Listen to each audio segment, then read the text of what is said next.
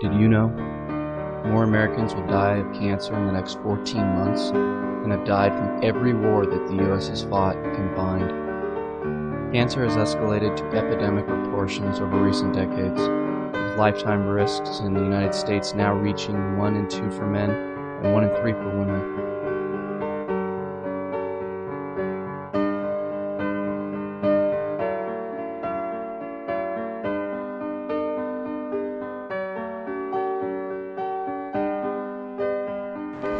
I've been very sad, but I'm also very hopeful, very, very hopeful.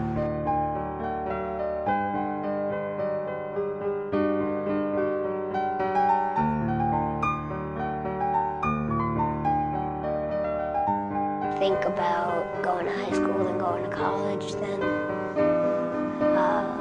I want to live in Philadelphia.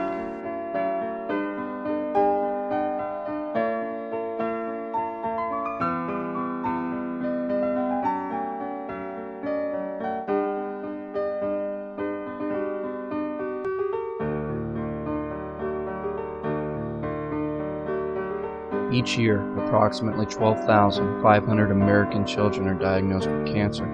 Cancer now kills more children between the ages 3 and 14 than any other illness. America, do you know what you're eating? Scientific evidence suggests that about 1/3 of the 565,650 cancer deaths expected to occur in 2008 will be related to what we eat, what we drink, and how we prepare our food. Pesticides found on our fruits and vegetables are ranked as one of the top 3 environmental cancer risks today. A person eating the USDA's recommendation of 5 servings of fruits and vegetables per day will eat illegal pesticides at least 75 times per year.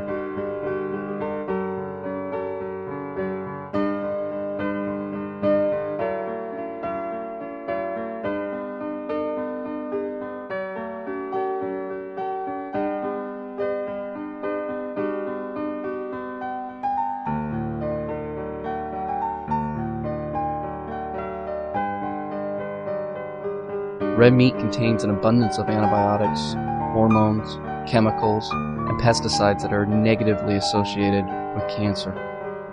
25 million pounds of antibiotics are fed to livestock a year. Here's an example of hormones. In 1940, it took 4 months to grow a 3-pound chicken. In 1990, it took 6 weeks. On January 1st, 1989, the European Economic Community, EEC, placed a ban on hormone-treated U.S. meat, preventing U.S. meat products from being sold in any European nations. Europeans today still ban American beef because of the hormones. Fluoride in our drinking water has evidence of a link to cancer. Respected medical professionals and scientists are warning of long-term health consequences. It says drug facts. I know it's a drug. If I were to give it to you, it'd have to be a prescription. That's for swallowing. When it comes to toothpaste, it also says don't swallow. And if you do swallow, contact the Poison Control Center. Well, the amount of fluoride that they're talking about is a pea-sized amount of fluoride. You probably don't see that in advertisements, a pea-sized amount of fluoride. Usually when I see an advertisement, it looks more like a Dairy Queen ice cream cone. That amount is 1/4 milligram of fluoride. Well, that's the same amount of fluoride as what we find in 8 ounces of water. 1/4 milligram of fluoride, 1/4 milligram of fluoride. Don't swallow. If you do, call the Poison Control Center.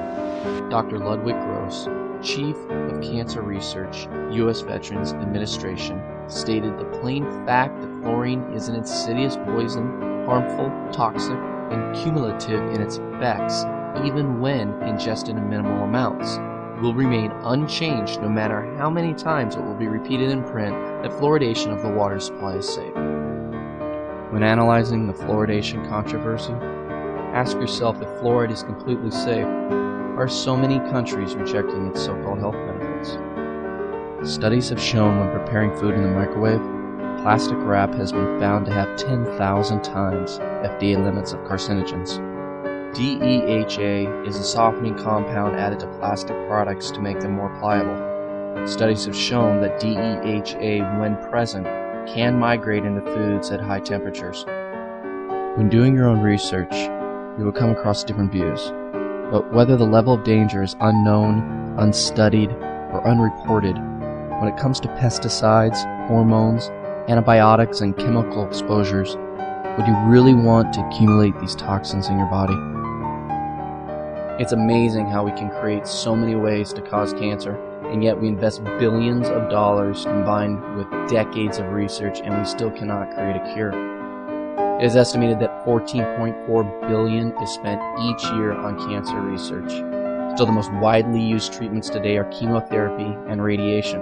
These treatments have been used to treat cancer since the 1940s. Chances are you or someone you know and love has or had cancer, and if not, let me share some familiar faces with you.